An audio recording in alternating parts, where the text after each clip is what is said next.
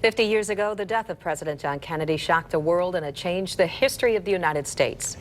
The President Kennedy was killed as he rode in his limousine in Dallas, Texas is not in dispute, but exactly who was involved and how it happened apparently is still a question in the minds of many Americans.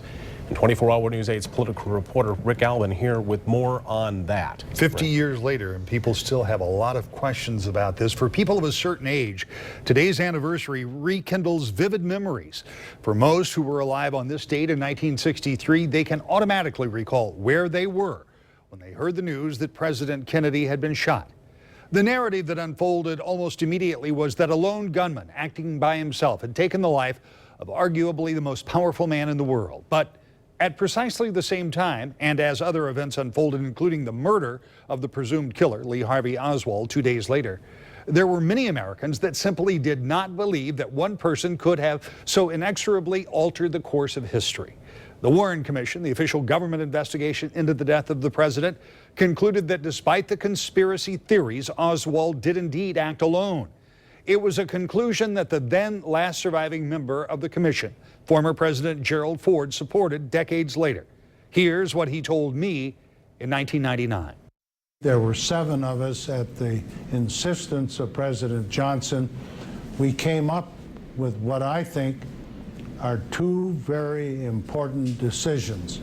Number 1, that Lee Harvey Oswald committed the assassination. And secondly, the Warren Commission decided that we found no evidence of a conspiracy, foreign or domestic.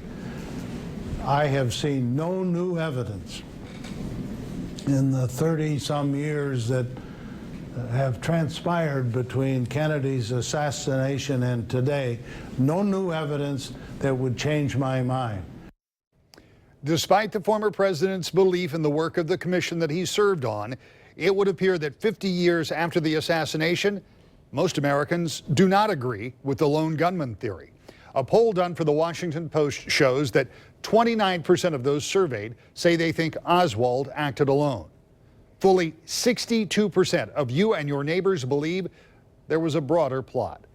It is a perception that has not faded in a half century. No matter what you believe, the one thing that is certain is that 50 years ago, the history of this country and the presidency was dramatically and violently changed, and something that still resonates with millions of Americans, as we saw at all of those gatherings today.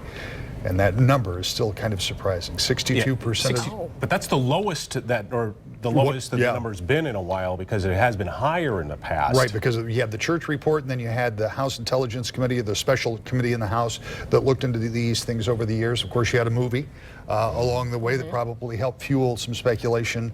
And there are another 1,100 pages from the CIA, reports that will be released in 2017. Some believe those pages could either help dispel some of the theories or support some of them. Yeah. We won't know for a few more years. And even then, probably the president can still keep those sealed if he decides to at that point. Yeah.